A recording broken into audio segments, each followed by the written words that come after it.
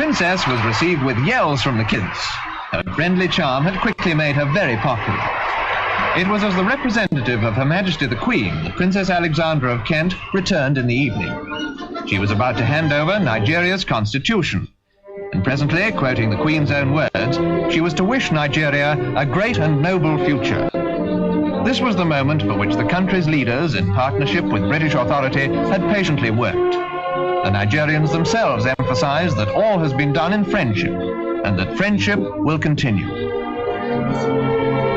Meanwhile, top-ranking Nigerians, wearing their finest robes, watched in dignified silence as the climax of Independence Day was reached. In handing over the documents to the Federal Prime Minister, Alhaji Sir Abubakar Tafawa Balewa, Her Royal Highness... Here is where the problem of Nigeria started. For those who don't understand the symbolic meaning of this. Exactly. Balewa. Of Independence Day was reached. In handing over the documents to the Federal Prime Minister, Alhaji Sir Abubakar Tafawa Balewa... In handing over the document of Nigeria to Sir Abubakar Tafawa Balewa. In handing over the document of Nigeria to Abubakar Tafawa Balewa, in line, in conformity with 134 seats with 1,900,000 votes. In conformity with threatening Zikiwe to go to prison if he did not join them and carry Igbos who were blind and gullible and didn't know what was going on. In conformity with the confession of this man you just watched, they handed over the document of Nigeria to one man. On Independence Day, now remember, we have three major figures in Nigeria. We have Awolowo, we have Zik, and we have Tafawa Balewa. What stopped them, apart from the constitutional crisis during the Constitutional Conference of 1958? What stopped the British government from handing over the document of Nigeria to the three major nations? Okay, you want to go first? Nation. That did not happen. And this is where Nigeria was handed over from the mechanism they already put in place, building up to the Independence Day. I want you to think on that. All right, now we start. Okay, Yomi, do you want to go first? Oh, yes. Very good evening once again. I think a lot of people need, I've been reading some of the comments coming behind, but let us remember that what we are treating now is for the benefit of us moving forward. Because that video that you've just played, the beginning of the video, not the second and the third one, indicate that they've already seen that a lot of us, the Oduduwa and the Biafra, are tired of Nigeria. So now they have to bring back some kind of, distorted information. And those information will now sink into, some of the, the Oduduwa and some of the, the Biafra, the Igbo, if you want to put it that way, that still believe that, we will be able to move this country forward. What we must understand is the purpose of this sit-up this evening is to say that it does not make any difference what has happened in the past. Yes, we understand there are some issues between us, but in moving forward to actualize an Oduduwa nation, Tinubu will never come out to defend the Yoruba people as against the atrocity that is being committed by the Fulani terrorists on the Yoruba people. Let's give an example. If he's a true leader, we've seen all the atrocity happening across the Yoruba land. 4 northern governors flew in from the north to represent their people in Ibadan, to indicate to their people that we are totally behind you. And we saw what played out in Shasha when they visited both the Bale and the Seriki that is in Ibadan. So a lot of us must understand that when video like these comes out, when article of the same that came out yesterday telling the Yoruba people that we are husband and wife together. I don't understand what kind of husband and wife where there's nepotism in the system. Let's go back to when I wanted to get into the secondary school. You must have a certain cutoff mark as the Southerners before you can be allowed to get into a particular school. But those in the North will be allowed to get to Unilag with less than 0%, but a Lagosian will not be allowed to go into University of Lagos even with a very good cutoff mark. Let's take you back to 1953 when we were just talking about this independence. As at 1953, we only have one person that has kind of gone into university from the northern side, where we have about 1,000 Yoruba people that have already graduated. And now the question we should be saying to ourselves this evening is, do we want to be part of this contraction based on this video that has been used, circulated among different WhatsApp groups? Yes, we are not disputing, and I'll say it again on this platform. I've said it so many times on my platform. When we have a Yoruba nation, just the same way I have lived in Europe for over 20 years, I have respected the law and the constitution of UK. And that means that if we have a Yoruba nation, the Biafra will respect our constitution based on what we have written down. There's a couple of things I want to say. Fraudulent constitution that does not guarantee the rights of Yoruba man, across the Yoruba land. I'm going to hear me well. Please lend me your ears. Lend me your ears. Right, now, I'm going to say this very slowly. Now, there's a couple of things Tinubu is the Zik of our times. Every Yoruba man, every Igbo man. Did you hear me? Hear me. Tinubu is the Zik of our times. For his own personal gain, he's prepared to sell the whole Yoruba people. Is the Zik. Are you hearing me? If you watch the video that Simon just showed us now, Zik sold his people for his own personal gain. He's prepared. That's point number one. Yoruba people. I don't say this out for hatred. These are the facts. We don't want 2023 elections without changing the constitution, without having a referendum. But here we have people who are behind Tinubu propagating that 2023 elections, despite the fact that the constitution is a fraud. That is why it is similar. Are you all listening? It is very, very important. Yorubas and Igbos and Middle Beltans, the generation of today, we are not playing that game anymore. We are not playing that game anymore. We can develop in our own land. And we can demonstrate it. We are doing well all over the world. Igbos, Yorubas, Middle Beltans, all over the world, we overachieve. And you're telling me we can't achieve in our land? The only reason why we can't achieve is because the Fulanis, in the symbolic handing over, you see, symbol is everything. Oh. Symbol is everything. You see, the minute that when the Queen, whatever, Princess Victoria went, whatever her name was, Alexandra, when she handed over the reins of power to Tafawa Balewa first, that was the sign. That's the symbol. You see, symbol is so powerful. You won't even know it's happening. You will think, oh, it's nothing. But it's symbol. Because it's a reference point. It is a reference point that those who benefit from that symbol will go to time and time and time again. What are the Fulanis doing? But it's symbol. You know what? Because we were the ones who were given the first things. So we must be in one control. Automatically, they have this idea of born to rule mentality. Born of the fact that they were the ones handed that reins of power in the symbol. It should have been handed out to three of the people there, Yorubas, Igbos, and Hausas at the same time. They should have been the hands on that thing at that time. But because that did not happen, this is why we now have what you call the born to rule mentality.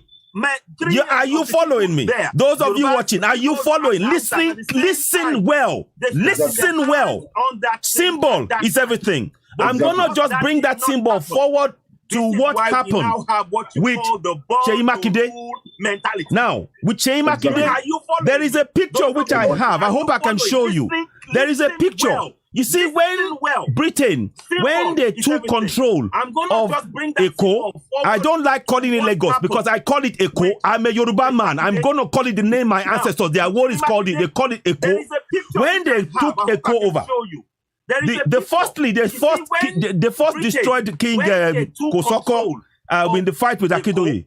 When they now restored Akintoye, 10 years after he was restored, his son was enthroned on the 6th of August, 1861. There is a picture which I hope I can show you. From what I want you to understand the power of symbolism. And yesterday, I did something on my show, on my broadcast, and I'll see if I can show you that picture. Now, if you look at that picture, let me see if I can find it for you. From what I want you to understand the power of symbolism. Is that it? 1 second, please. Just give me a second. I did something. Now, it is very important to understand that symbol. I'm going to show you something. Now, don't know if you can see it. If you look at that picture, let me I don't know if you can see. Can you see it? I'm just trying to get it for you. I will show. Yes. 1 second, please. Just I'll send it to you, Simon. Now, I'll send it to you, Simon, right now. Important. See if I can find your number. That symbol. I'm on the other phone, so it might not work, but I'll try. I don't know. You can send it. So let me try this put it on the screen. Simon Ekpa. You can send it. Okay, it's the other one I want. It's this one. Okay, I'll next. send it to you, Simon. So you will see it come up. If you see it, post it. Now, I'm on the, it might not work. I want to again. Right. I'm going back on the power of symbolism. So let me very important. Now, Simon, have you got it? Oh, okay. It's the have you got it? One I want. It's this one. Now, put it up. Next. Put it up. You will see it come up. Because I want people to understand the power of symbolism. If you don't understand the power of symbolism, they will take your land from you and you won't even know how they did it.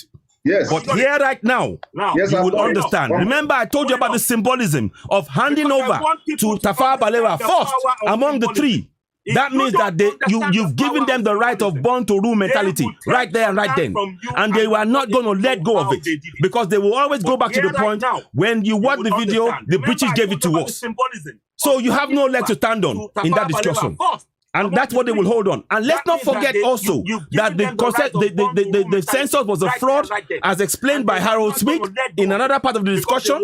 And also, they were counting cows, they were counting in the 59 census. All of this is all stuff weighted unfavorably against Yorubas and Igbos. These are things. Now, Simon, have you got that video, that thing out? Can you put it up? In another part of the discussion, and also they were counting. Okay, so they were counting in the now you see the symbolism is when the picture comes up, you will notice something. Seyi Makinde is in the middle. He's in the middle of the Fulanis and even the Bale. They made sure the Bale was sitting with his slippers on. These are all symbols. You won't know. You will think, oh, they're just sitting down. It's symbol. They are symbol that this is a conquered territory, and the Fulanis are sitting on either side. They are sitting on either side. Now, I'm going to bring you back to the 6th of August, 1861. On the 6th of August, 1861, King Dosumu was marched forcefully. He was marched by the British, I can't remember his name, one of the officials, to go on to HMS Prometheus, to cede Lagos, to become a colony of Britain. Now, when he was forced, they forced him to come onto the boat, and that was a sign to say, we on this boat, we are the ones in charge. You sign what we tell you. Now, when they went back to the seat, to his onto land, you will notice when you look at the picture, the people that were sitting closest to the King Dosumu were the British officials. He was in the middle. The people around him, all his people, and they sat down. One of them was crossing his legs, and they were given the air of superiority. Are you following what I'm saying? That is about symbolism, because the people now understood that the people who had the power was not the king. The king was in the middle, circled. So he can call him king all he wants. He became a slave king.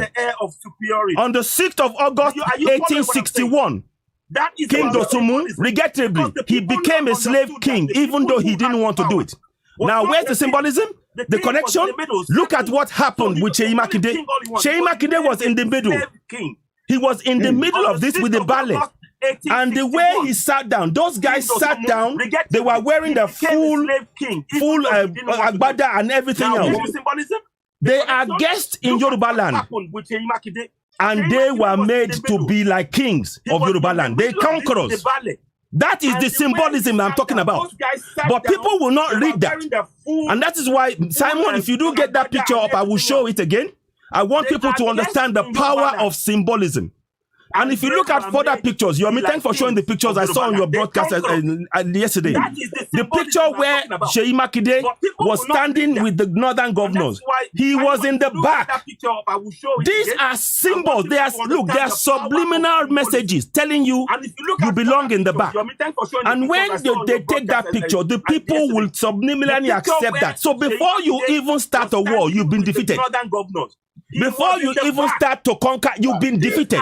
If you don't understand the power of symbolism, that right there is a powerful message that we must begin to counter. And we are doing it. We are doing it by exposing this. We are doing it. We are making it clear to everybody that the message is that we are not conquered slaves of anybody. Now, thank you very much. You see, the man in red, thank you. So you see, the man in red, the dot on the red, on the left-hand side, you will see King Dosumu shackled. He's shackled. Thank you very much. That is the king. Look at who's around him.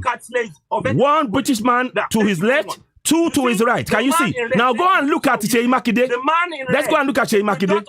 See, who's behind? Who's to his left? Fulani man to his left. Yeah, to his left, and there's a Fulani man to his right. The second man in the middle is a ballet, but with slippers on. All of these are symbols. They are telling you that we are in charge. Yeah. So all of those who want to say we are Yorubas, we are not in charge of anything at this point. But we are making you aware of it. You need to wake up and take back what is yours. This is a symbol. Thank you very much for showing that, Simon. Now, before I go, there is something I want you guys to bear in mind. We must all, as Yorubas and Igbos, I want you all to please write this down. We must all watch The Journey of an African Colony by Olasupo Sasori. I recommend it. If we can start burning that video, clips of it, putting on CDs for our family, because our history has been hidden. It's been hidden from us. People are believing the lies of these people in power. The Olasupo Sasori, The Journey of an African Colony, exposes all of this. You can watch it in camera. You can replay it. You can freeze frame it. Our youths need this. We need, as soon as our kids are born, as soon as they can start reading, we need to tell them that story of the journey of an African colony, written by Olasupo Sasori. We are on talks to see how we can get this actually something that we should do, on a large scale. But right now, those of you who are abroad, I'm sure you've had it. Watch all the 7 episodes because it tells you the real story of Nigeria. It exposes all the things, and even the Fulanis don't understand. In 1906 and 1907, Lord Lugard, he led men into North to kill all of the leaders. Because it tells you they were slaughtered. There was bloodshed. They were conquered by the British. These are stories that you need to learn and understand. So it's up to the Fulani to either accept that reality and begin to actually work against it, but hopefully they will learn. That's the story that they rarely discuss. They're so focused on this Utmadan Fodio thing that this is a bigger existential threat to even themselves that they don't realize. But we will park that to one side because you see, preservation of ourselves as Yorubas and Igbos is our own priority. When we've got ourselves secure and safe, we can look at extending with them, but right now, our priority is to save ourselves. So I wanted to talk about that. Now, the other thing I wanted to talk about was, so I think, I've covered everything. I'll stop for now. I will stop because Simon, I want you to carry on. Thank you. When we got ourselves secure and safe, we can look at extending with them, but right now, our priority is to save ourselves.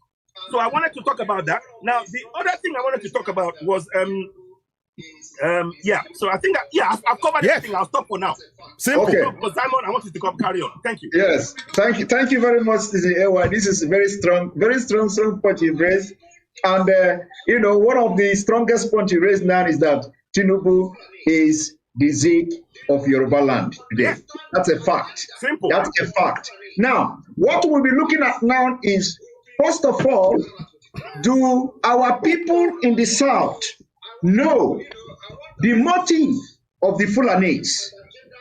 Did our people understand the agenda of the Fulanis and still hoping for 2023?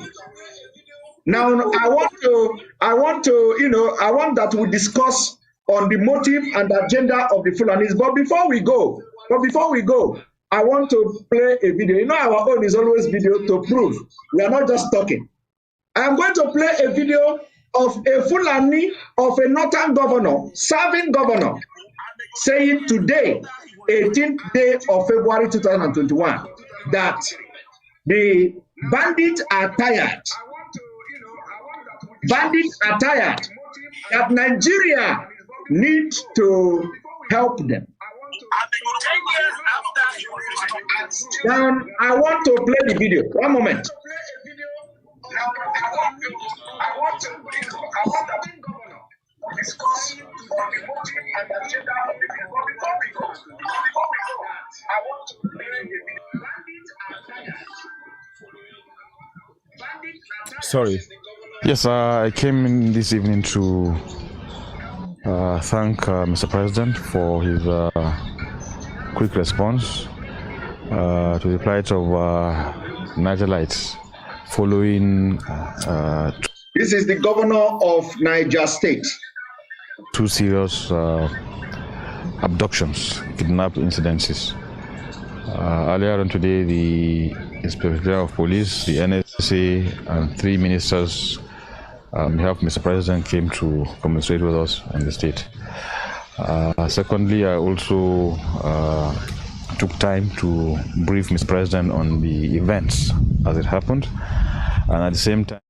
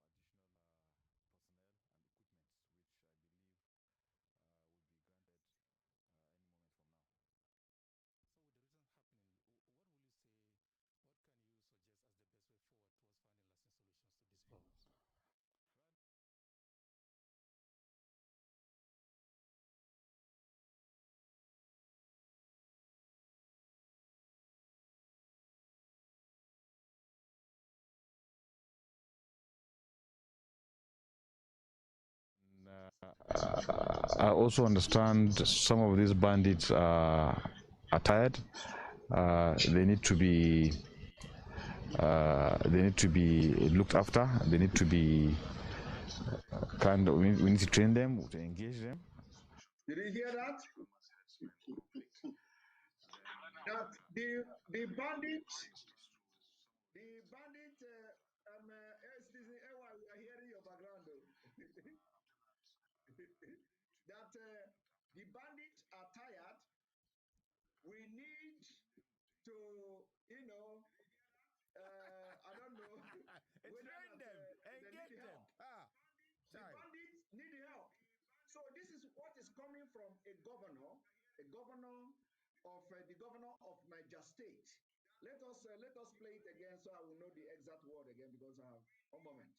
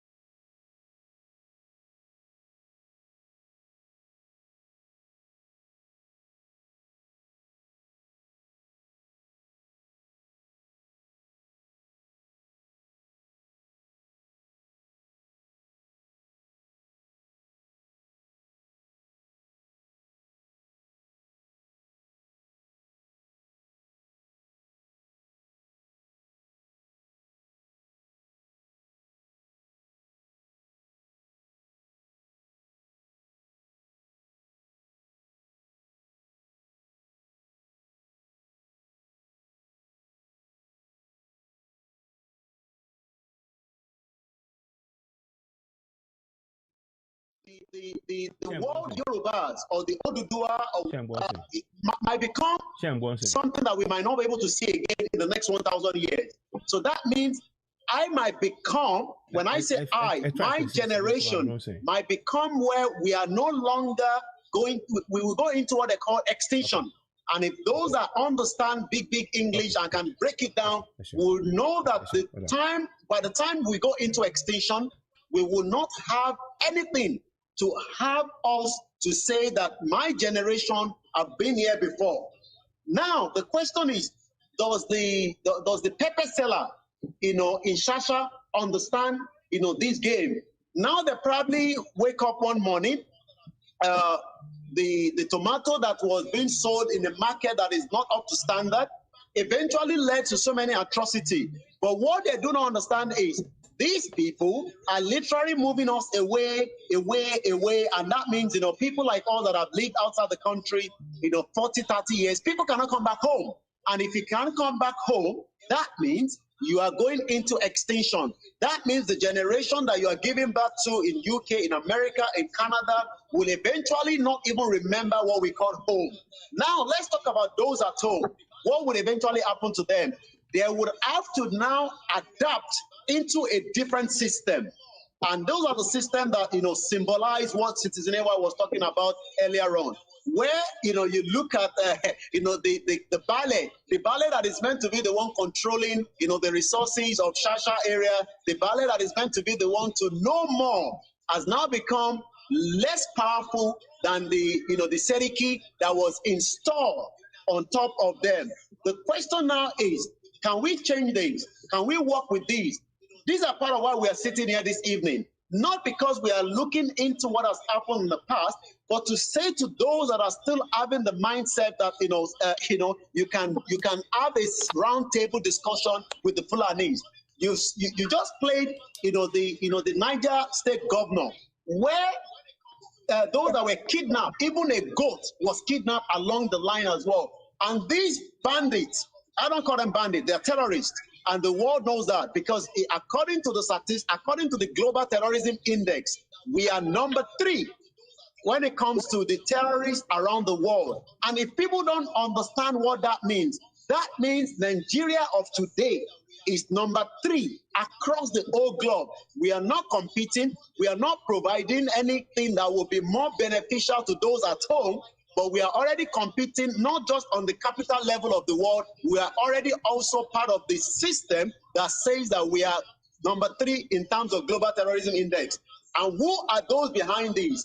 These are people that are trying to chase us away, whether you like it or not. People might say it's not going to happen. History has indicated that. Whether those that believe that they want to convert to Islam issue, but we are talking about our ancestral land that is about to be taken away from us. And if care is not taken, we must understand this kind of discussion must come on the table. The unity between us is not because, when we have our Oduduwa nation, we would have to obey, a constitution that will be written on the behalf of the Biafra for the Oduduwa people. No, but the one that we are running on now is not helping us, is not going to help us, and we must move forward out of this contraction. I was listening to Mazi Nnamdi Kanu, I think about 3 days, not the one you had with him, when he says that we are not even competing with anybody around the world. We are not competing with Ghana. We are not competing with Cotonou. We are not competing with Kenya, with Benin Republic. The question that we should be asking is, we are still talking about those that wrote an article yesterday on Sahara Reporter that I read out that says that we are husband and wife, and then giving us insults that our Yoruba women are collecting credit on behalf of what they are selling. The question is, the Yoruba land have everything, not to even give credit to the Yoruba people, but to give credit to those outside. It has been done during the regional government, but when you look at the system we are dealing with now, we are dealing with a system that we must be united to fight it to the end and make life meaningful for our people. And before I come back, and wrap it up, to you, we must also understand that the power that we have now is what we are using now. And those power is already being felt. You see that the government understand, the energy between us, and there's nothing they can do on that. That energy will eventually lead to the breakup of this country. Whether it is peaceful, whether we go through the war, it does not make any difference. What we must understand is we will not sit down with this generation at 42 years old and still thinking that a Fulani man that is a terrorist that is about to wipe my generation will change their mindset against us. They are not tired. The governor is just going to ask for more funding for them because remember, they did ask for 500 million naira, and I'm sure that will be coming out from their governor sent to them. Thank you very much, Yomi. Citizen AY, let us hear. What do you think is the agenda of Fulanese? Can we discuss the agenda of the Fulani, I've said it. People might have forgotten. Maybe you should put that up to remind them. There's something called the Abuja Declaration 1989. Yes. That is their agenda. And I kid you not, I will read a line from that agenda. Let me see if I can get it up. Go ahead. It basically says that, look, nobody, that all the posts should go to Muslims. Muslims should not be given any post. And ultimately, they are going for a Islamic sultanate. That's it, what it says in the Abuja Declaration, the alternative declaration.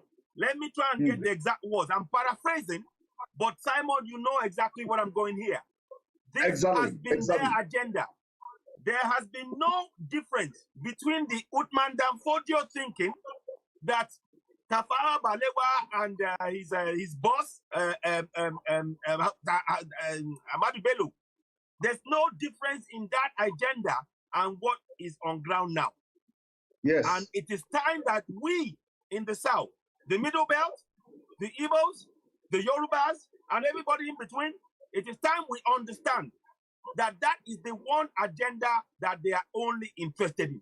They will not rest until they touch the sea in Lagos, becoming all Fulani from top to bottom with us as slaves. We need to be very clear about that.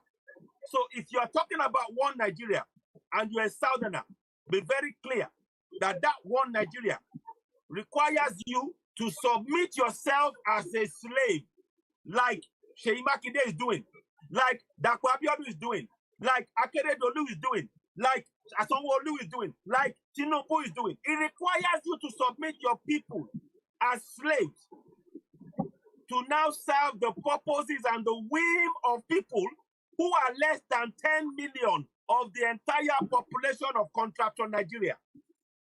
Can you see that this does not make any sense? And we cannot continue to allow our people to be impoverished in our own land. It is one thing if you go into a foreign land and you are being mistreated. I can get that. The worst you can do, you will leave. Where do our people go if we do not stand together? Igbo, Yoruba, Middle Belt. If we don't stand together and confront this, we are about to be conquered. And one more thing I want to add to on top of that. The Fulanis are being taught this. When I talked about the symbolism, this is the masters of this are the British. And they are teaching these people these moves. And of course, the Fulanis are adding to it takia. In everything the Fulanis do, they promise you everything. That is why Tinubu, regretfully, is my elder, but I will say it is gullible. They will promise him everything. Whatever you want, whatever money will just give us, just get your people to submit to us. Get them to agree to one Nigeria. Get them to submit to one. Everything. They will give him, as soon as they get that thing, he's the first casualty. He will be the first casualty. It's what happened to Abiola. It's what happened to Awolowo. It is what is about to happen to Tinubu. But we're not even interested in that. One more thing I want to add to this.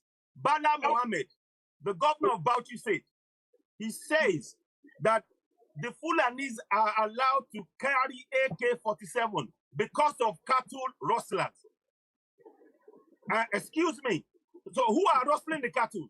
So if you are talking about and they're not herders, they are terrorists. These guys are terrorists. They are Fulani terrorists. If they are allowed to carry AK-47, What about the farmers in whose land that these Fulani terrorists with AK-47 take their cows to destroy? I was watching the program, I was watching the video today. A man in Benue, I think on Niger, was talking about that he's every time since 2016, they've been coming in and destroying his crop every year, losing thousands and thousands of naira with nobody compensating him. And this is happening all over the south. If they are telling us that the Fulani terrorists can walk around with AK-47 with impunity, destroy crops. So tell me, why is it okay for the Fulani terrorists to walk around with AK-47 in the farm of the people who are farming for themselves, managing their own business? But it's not okay for those people with the farmers to have AK-47. Why? Can they explain that to us? Why? We need them to come and go on TV. Don't even tell me. Let them go on TV and explain to us why a farmer whose crop has been repeatedly destroyed by this same Fulani herdsman. He was talking about Fulani terrorists.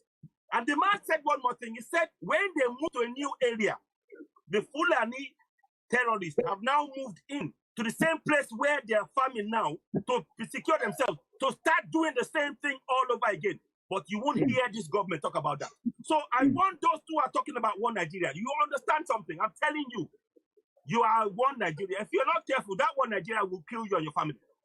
If you're not careful, that one Nigeria will kill you and your family. They will abduct you, they will kill you, and this government will do nothing. Exactly. They will do nothing. I'm going to stop there for now. Over to you. Thank you. Thank you very much. Thank you very much. And of course, when you look at this whole thing, it is because of the conquest of southern Nigeria and the Middle Belt. It has nothing to do with any other thing apart from grabbing your land, ancestral land. And let me now bring to the screen one of the governor of northern Nigeria, what he has to say. The governor said, like you are, as you are looking at the screen now, he said, bandits are not criminals.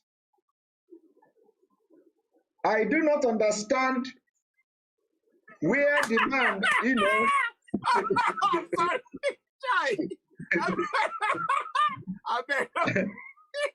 I am still waiting to see the thing on the screen.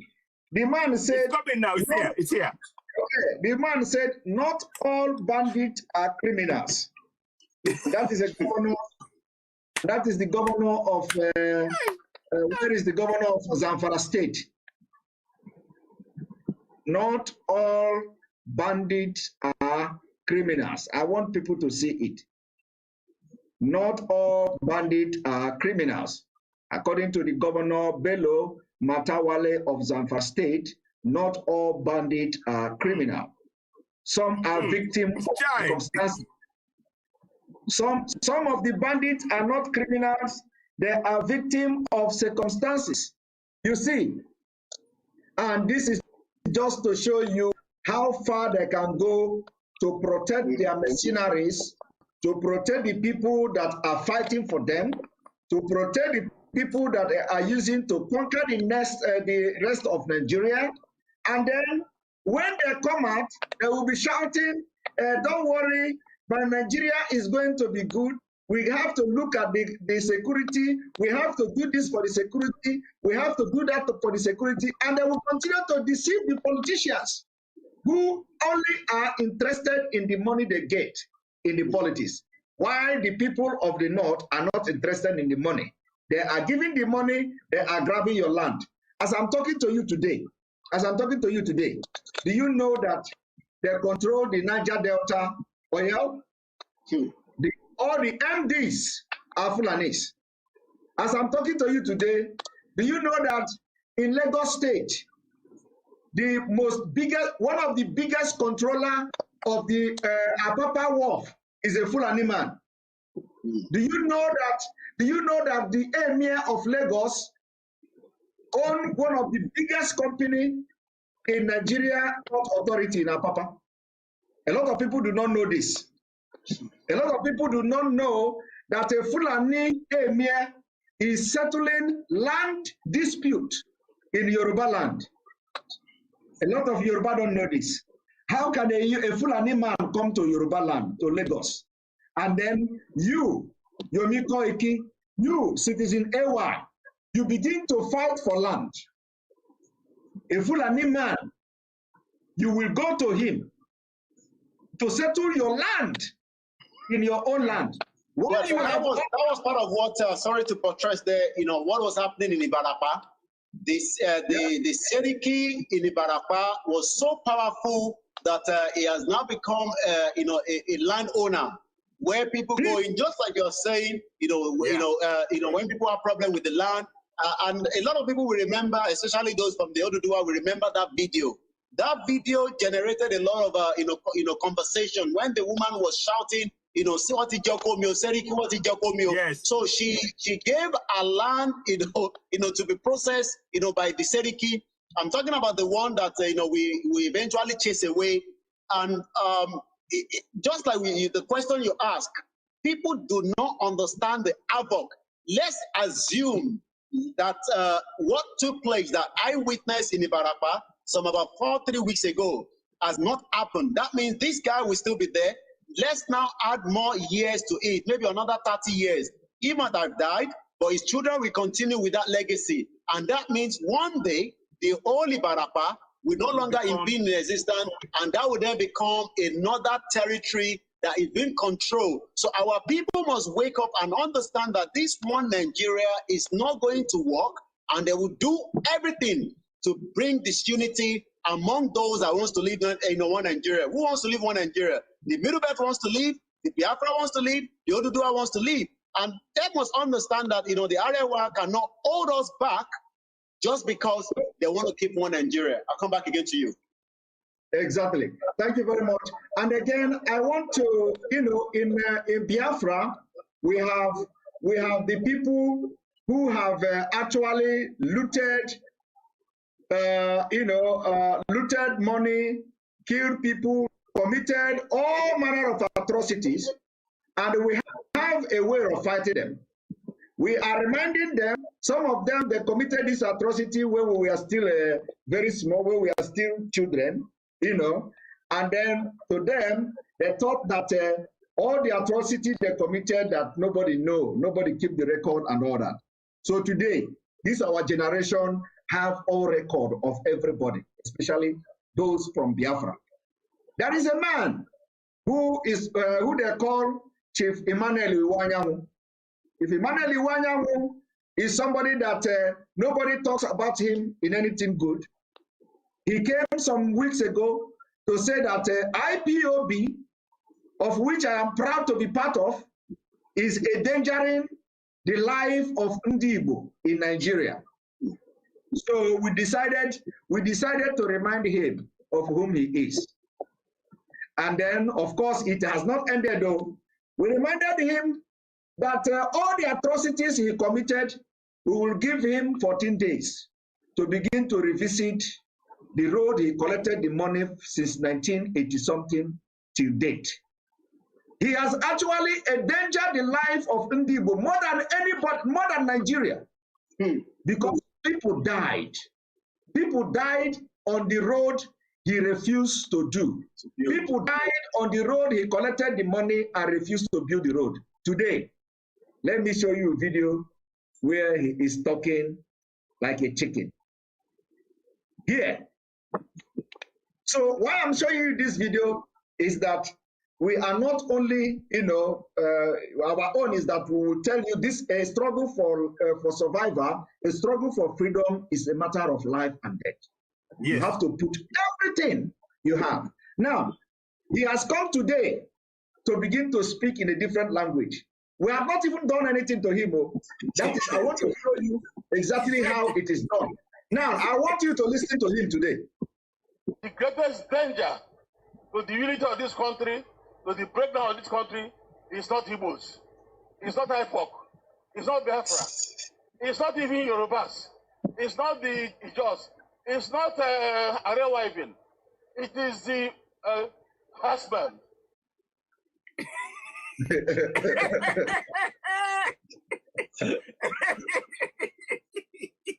Orishirishi, as we say, Orishirishi. So I did not even. We have not even started. We He has come today, just few days. He has come. He said, IPOB. He has come to apologize. He's quaking. He said, the same IPOB, he said they were endangering the life of the Igbos are not the problem anymore. Biafra is not the problem anymore. No. Yoruba is not the problem anymore. The problem now has become the herdsmen. So, of course, we don't mind. We don't mind if they can, eat their own shit. They must. They must. If they can eat their own shit and begin to do the right thing. Yes. And begin to speak. Yes. Look at what we have demonstrated here. We have demonstrated from one governor to another, from another governor to another, from another governor to another, from the north. Yes. Defending terrorists. Defending terrorists. Because they have agenda. The agenda is that these terrorists are the ones they are using to run over Nigeria. Yes. That's the agenda. Now, everybody in the South, all freedom agitation must be ready not to respect no man that is not for the freedom of your people. I said, you see, our own is that if you do not want your people to leave, you are going to be disrespected. Not only that, the time we come, we will put our hand in your mouth. Yeah. The time we come, we are going to put our hand in your eyes. Yes. If you say the people will not leave out of your greed, we are going to bring you down. Yes. Before you use our people for sacrifice. Yes. Now, when you look at all this, I want to play a video, just one more video, and then we begin to give our conclusions and all that. Just one moment. Yeah, no problem.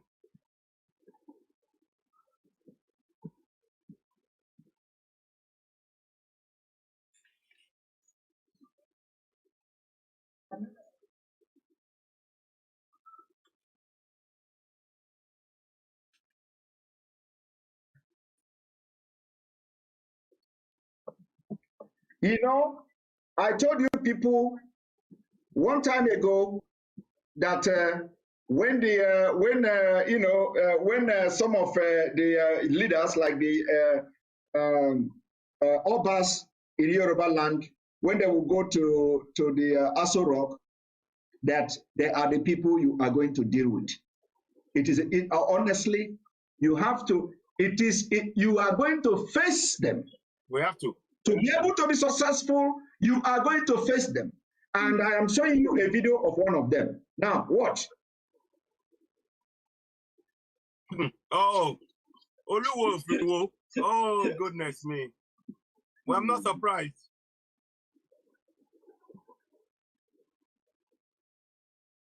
I have made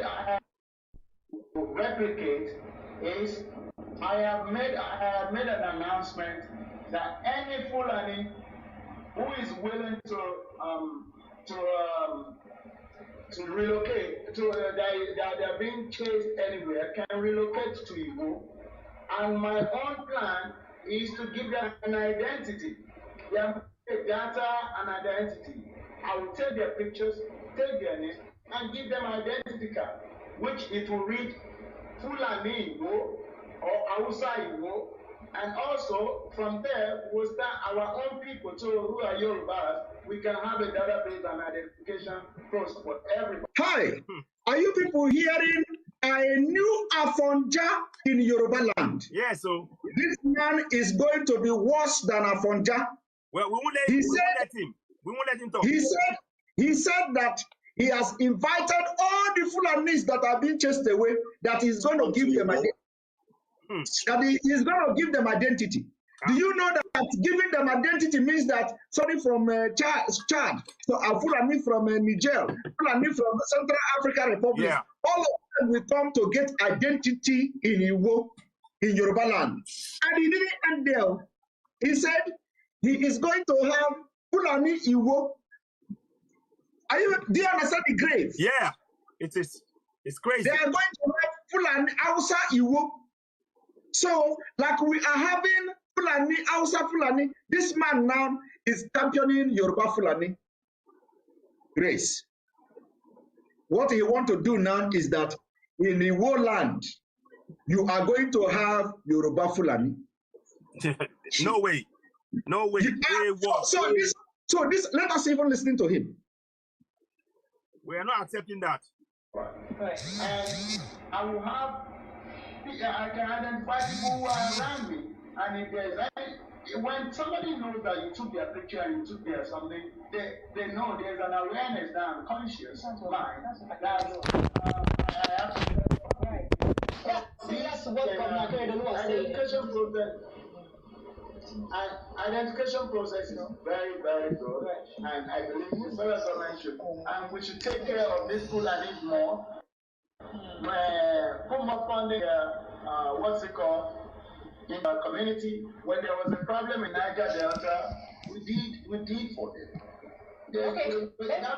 Did you hear him mentioning to put more funding in their community? And then he made reference to Niger Delta, comparing Niger Delta amnesty to terrorist organizations that are coming to take over your ancestral land. No. Is the Niger Delta, and is the Niger Delta fighting to take over anybody's land? No way. No way. A big mess. He's not speaking for Yorubas. Let me say this categorically. He is not speaking for Yorubas. Oh. He is a Oba that has chopped a fulefu, as you Igbos will say. He don't a fulefu. He is not speaking for Yoruba.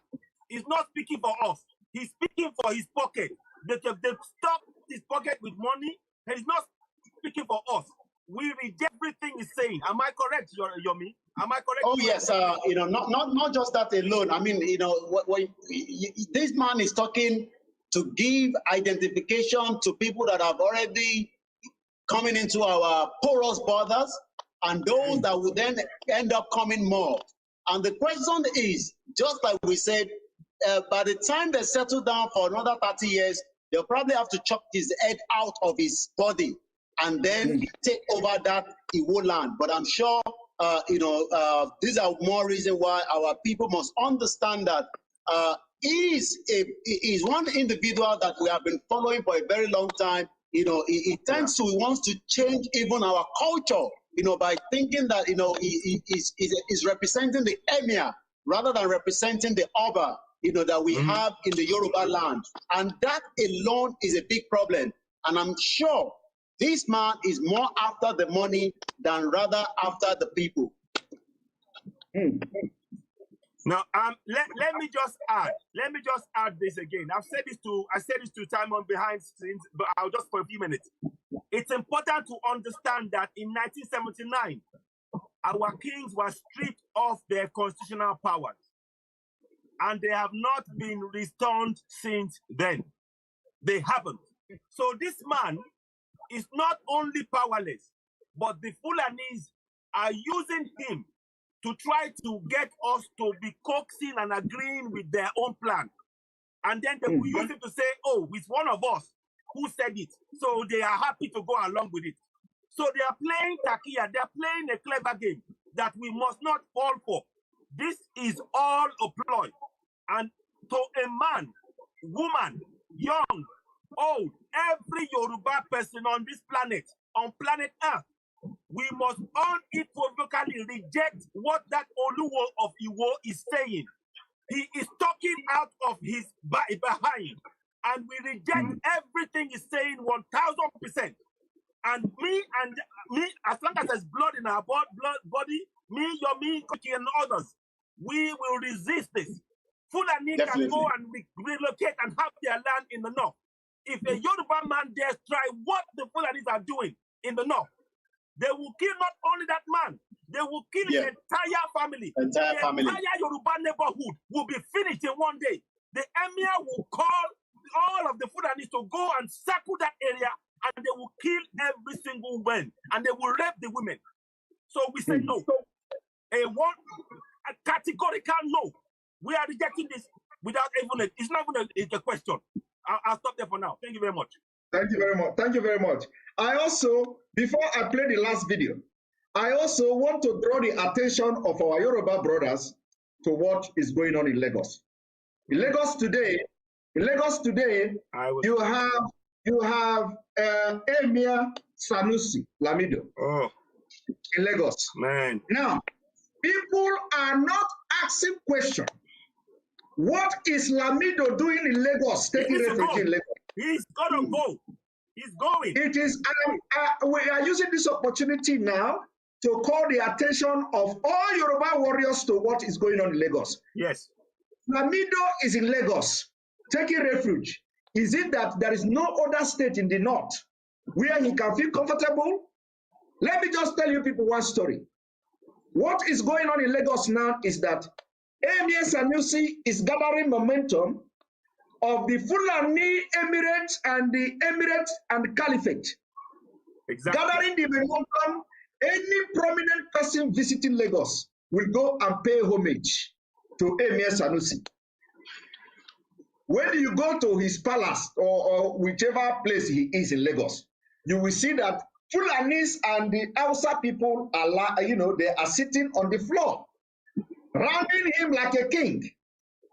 And anybody that comes to Lagos, this I'm telling you now is a fact. Yeah. Anybody that comes to Lagos, any prominent person, international person, any foreigner, any white prominent person coming to Lagos will say, let us go and pay homage to Sanusi. Now, on what ground? On what status? What is the agenda of Emir Sanusi to stay in Lagos and people are paying homage to him? I want people to pay attention to that. There is something more deeper than staying in Lagos taking refuge. It is not taking refuge. It is all about the agenda of the Fulanization and taking over the entire Lagos. Lagos is the biggest target of the Fulanis. In addition to the emir you already have, you see what happened in the EndSARS. Oba of Lagos is powerless. Yeah, totally powerless. Completely powerless. Sheyi Makinde, this Sonwolu will go to the emir, Fulani emir, to pay homage to Fulani emir. The Seriki. As to Seriki, it is happening. Now, let me play the video before you continue, AY. Now, this video you see now, it will be on. This is a video of the Seriki, is it the Seriki or Sekiri in Oyo State, right? Sakin something, yeah.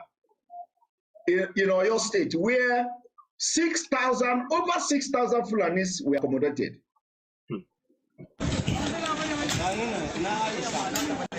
Wow. Wow. Abubuwan da ke faruwa kofar gidan malam na sasa kenan da ke faruwa a Ibadan. The thing I want you to pay attention on this video is the vicinity, the palace, the way they have, considered the area. You will know the large plot of land or hectares of land the Fulani king is living in Oyo State. Yeah. That can accommodate 6,000 Fulanis in the palace. Now I want you to look. It is even bigger than mosque. It is bigger than the Oba of Yoruba's palace. It is bigger and bigger. I want you to tell me how many Oba in Yoruba land have a place that can accommodate 6,000 refugees. Now watch. Bayan da mutanen mu waɗanda suka koro suke, banda mata da ke cikin gida, banda mata waɗanda ke cikin gida. Mutanen mu na cikin wahala yau wuni babu wanda ya sha ruwa, babu wanda ya ci kawai, ba wanda ya ci ko ruwa, ba wanda ya sha. Ga wakin da suka samu ɗaukuwa ga su nan, an da ɗaukuwa maje su gefe.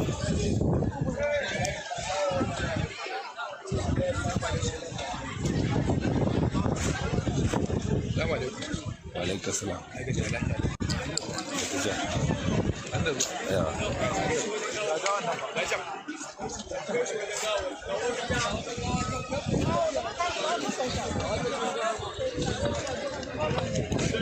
Babu soja, babu dan sanda. When you look at the area, you find out that the entire area has been Fulanized. ɗaya daga cikin gawarwakin da aka kashe. Banda waɗanda ba a ɗauko a cikin daji ba sa ɗaukowa.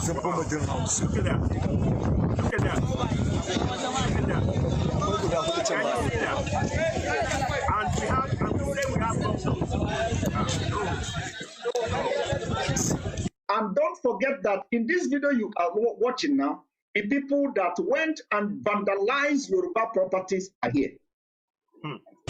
Yes.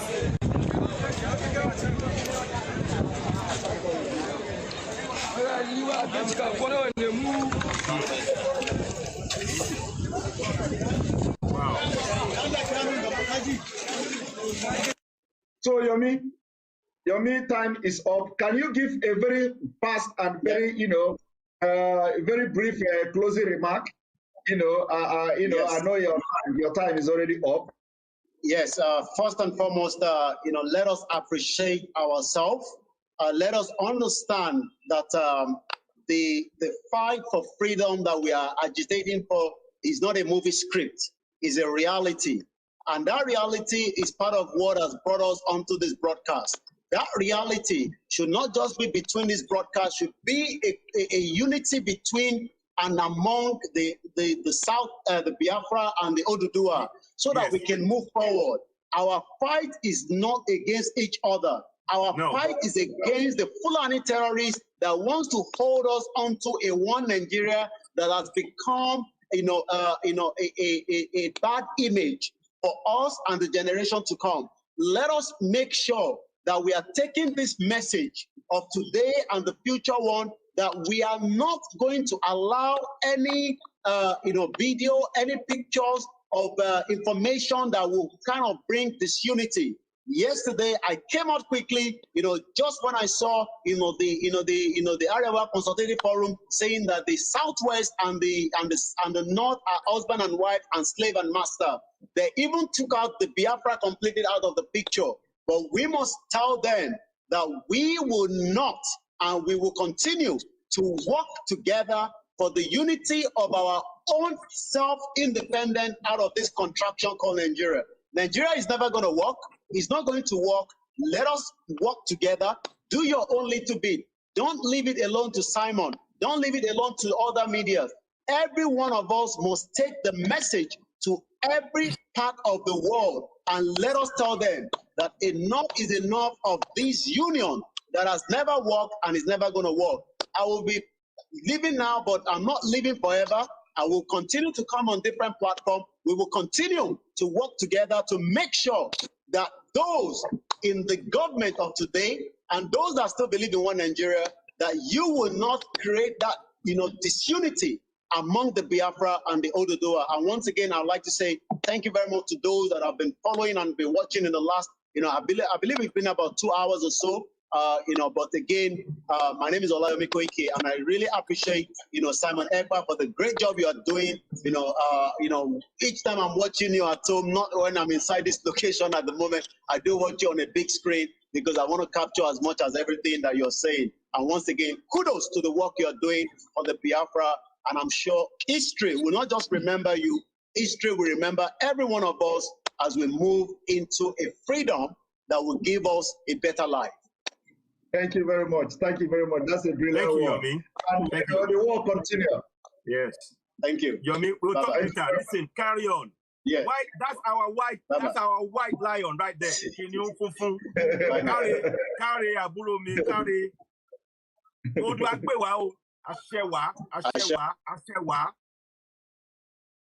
Okay. Thank you. All right. Yes. Now we continue. Of course, we are not going to stay long. I want this to last for like 2 hours. Now we have like 3 minutes to go. So in this 3 minutes, can you now give us your closing remark? Remember that we are in this together until Nigeria is disintegrated. Absolutely. Look, Yoruba and Igbo and Middle Belt, we are going stride for stride, step by step together. We are going to walk to freedom. We are going to do this struggle till we overcome the Fulani. I want the Middle Belt to understand that they are part of this. The Niger people, Shiroro local government authority, They gave the Fulanis a week's notice to pack from their area because they were fed up of being abducted, being killed, their women being raped. It's the same story everywhere, all over the Middle Belt, in Igbo land. Now they're afraid of the Eastern Security Network. And by the way, I saw there was I don't know if you can confirm, there was a shooting down of an helicopter today. Is that correct? Is that confirmed? Well, we are still on it. We want to go low profile. So, but we are on top of the game. So they are a bit afraid of the Eastern Security Network. What we need now, we need the Yorubas to match the Eastern Security Network. Amoteku is not quite there, I'm afraid, because for as long as Amoteku is working with Miyetti Allah, that is not working. It is exposing us to danger.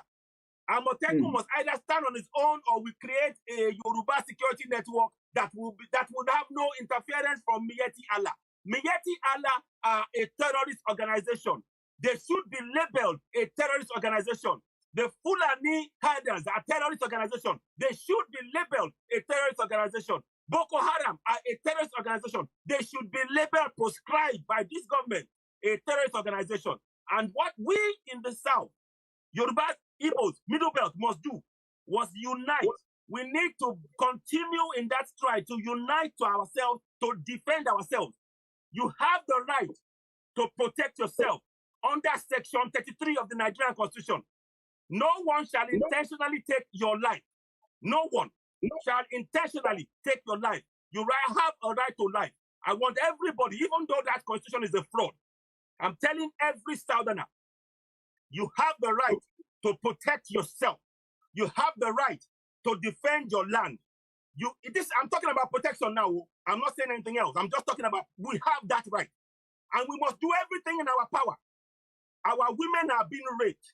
Enough of it. We need to band together. We are a band of brothers.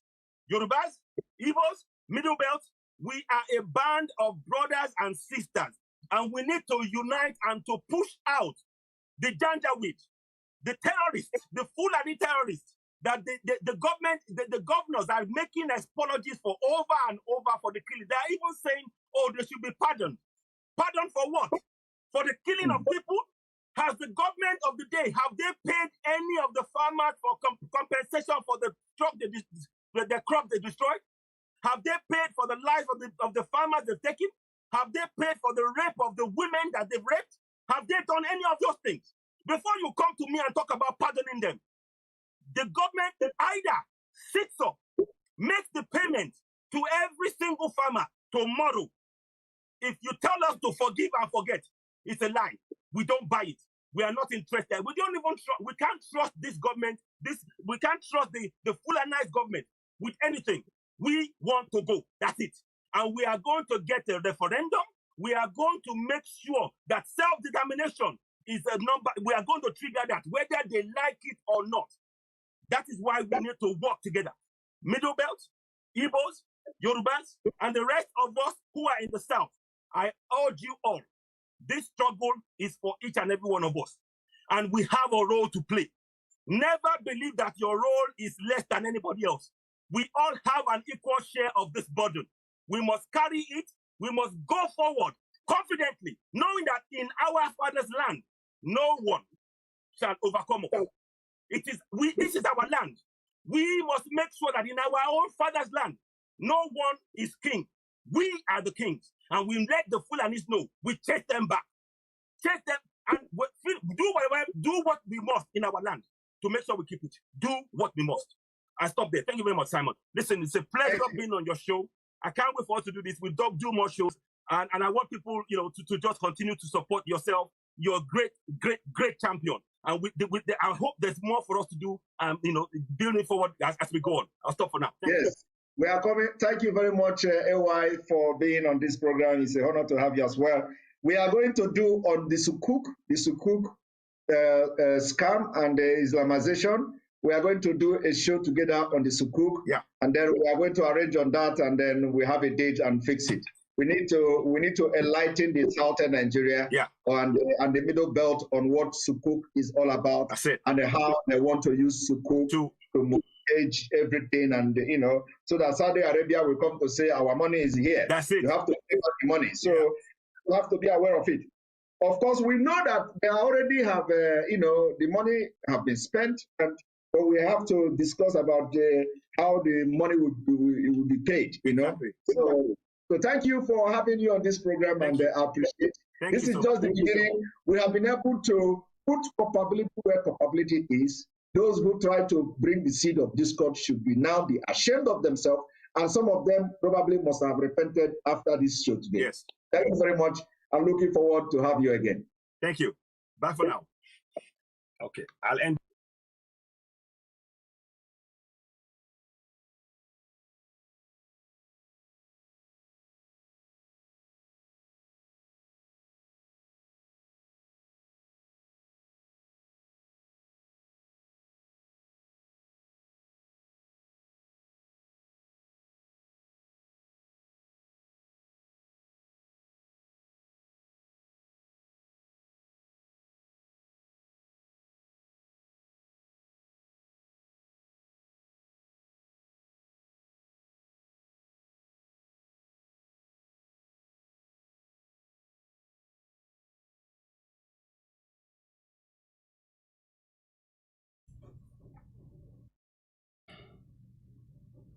Hey.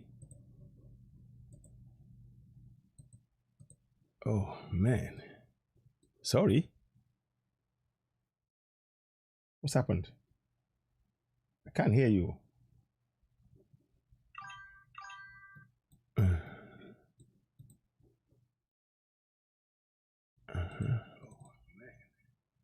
Sorry.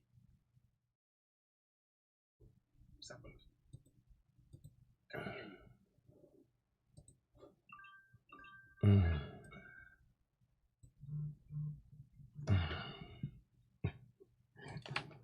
Hello, Emma Binu.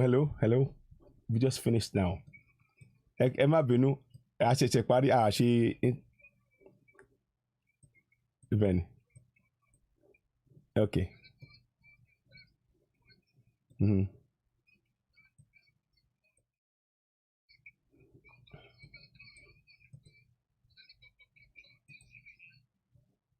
Mm-hmm.